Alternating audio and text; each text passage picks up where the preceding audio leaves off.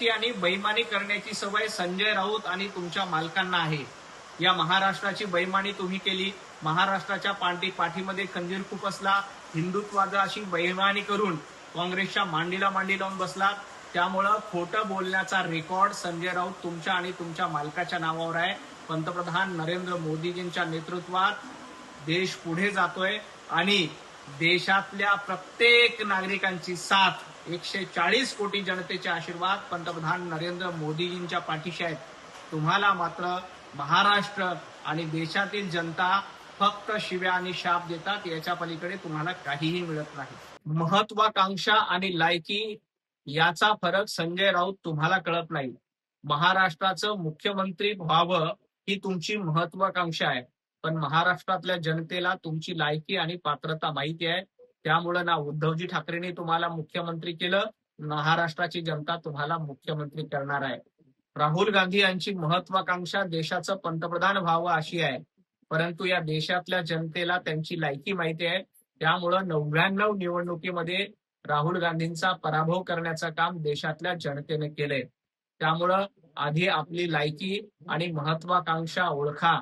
तुमची महत्वाकांक्षा उभाटा गट ताब्यात घेण्याची आहे आणि उभाटा गटाचा पक्षप्रमुख म्हणून घेण्याची देखील तुमची तयारी आहे, परंतु तुमची लायकी ती नाहीये. महाराष्ट्रातल्या जनतेनं तुमची लायकी ओळखली आहे. त्यामुळं तुम्हाला घरी बसण्याचं आवडतं काम दिलंय. त्यामुळे रोज सकाळी खोटं बोला, रेटून बोला, रोज सकाळी वायफट बडबड करा. एवढी तुमची जी महत्वाकांक्षा आहे ती मात्र तुमची पूर्ण होणार आहे. बाकी ना तुमची पात्रता आहे ना तुमची लायकी आहे. देवेंद्रजींच्या पाठीशी महाराष्ट्रातल्या 14 कोटी जनतेचे आशीर्वाद आहेत. तुमच्यासारख्या डोमकावळ्यांनी शाप दिल्यानंतर देवाभाऊंवर कुठलंही संकट येणार नाही, कारण महाराष्ट्रातील जनता देवाभाऊंसोबत आहे आणि देवाभाऊ दिवस रात्र महाराष्ट्राचं हित बघतात. आज मुंबईमध्ये मेट्रो असेल, बीडीडी चाळीचा विकास असेल, समृद्धी महामार्ग असेल, अटल सेतू असेल, अशी शेकडो विकास कामं देवाभाऊंच्या नावावर आहेत. संजय राऊत तुमच्या आणि तुमच्या मालकाच्या नावावर काय? फक्त गांजा फुकणं, खोटं बोलणं, घरात बसून फेसबुक लाईव्ह करणं, एवढाच रेकॉर्ड तुमच्या आणि तुमच्या मालकाच्या नावावर आहे. तर महाराष्ट्राचा विकास पुढे घेऊन जाण्याचं काम, महाराष्ट्राला क्रमांक 1 वर नेण्याचं काम, हे रेकॉर्ड देवाभाऊंच्या नावावर आहे. स्वातंत्र्य लढ्यामध्ये देशभक्त होते. स्वातंत्र्य लढ्यामध्ये काँग्रेसचं योगदान होतं, परंतु तेव्हाची काँग्रेस आणि आत्ताची काँग्रेस याच्यामध्ये जमीन आसमानचा फरक आहे. स्वातंत्र्य लढ्यामधली काँग्रेस ही देशभक्तांची काँग्रेस होती आणि आत्ताची काँग्रेस जनाब संजय राऊत तुमच्यासारख्या देशद्रोह्यांच्या जीवावर चालते. कारण तुम्हाला भारतीय स्वातंत्र्याचा अभिमान नाही.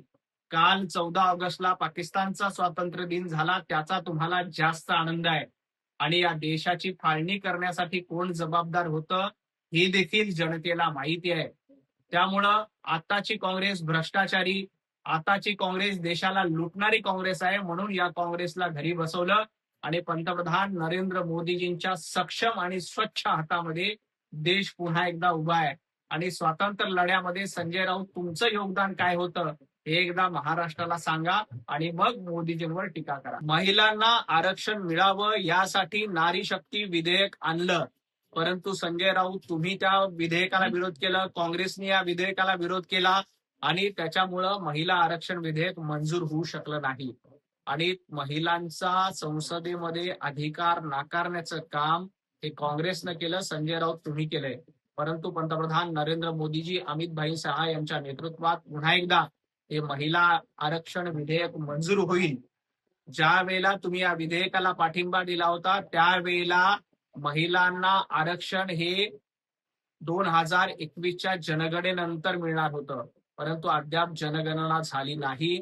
म्हणून 2029ला हे आरक्षण मिळायचं असेल तर 2011ची जनगणना गृहीत धरणं आवश्यक आहे, परंतु त्याला तुम्ही विरोध केला, म्हणून महिलांना आरक्षण मिळत नाही. परंतु लक्षात घ्या, महिलांचा अपमान कराल आणि महिला आरक्षणाविरोधात भूमिका घ्याल तर ही नारी शक्ती, महिला शक्ती तुम्हाला घरी बसवल्याशिवाय राहणार नाही. देशातली तरुणाई पंतप्रधान नरेंद्र मोदीजींसोबत आहेत. जनाब संजय राऊत, तुमच्यासोबत आदित्य ठाकरे नावाचा तरुण तरी आहे का याचा विचार करा आणि मग पंतप्रधान नरेंद्र मोदीजींना सल्ला द्या.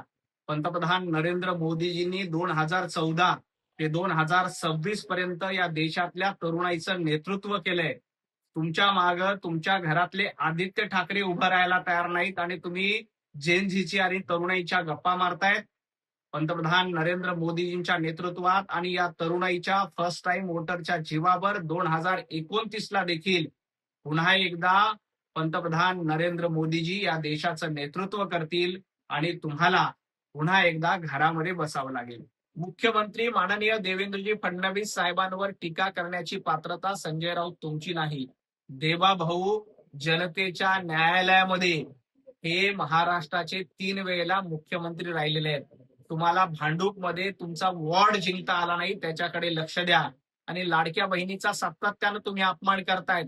लाडक्या बहिणी विकत घेता येत नाहीत. लाडक्या बहिणीचे आशीर्वाद देवाभाऊंच्या पाठीशी आहेत. लाडक्या बहिणीचे आशीर्वाद या सरकारच्या पाठीशी आहेत. तुमच्या पाठीशी कोण आहे? तुमच्या पाठीशी एक लाडका भाऊ नाही, एक लाडकी बहीण नाही. उलट लाडक्या बहिणीची योजना बंद झाली पाहिजे यासाठी संजय राऊत तुम्ही आणि तुमचा काँग्रेस हा कोर्टामध्ये गेली होती आणि ही योजना बंद पाडण्यासाठीचं षडयंत्र तुम्ही रचलं होतं. परंतु लाडक्या बहिणीचे शिव्याशाप घ्यालाल तर तुमचं उरलेलं अस्तित्व देखील संपुष्टात येईल.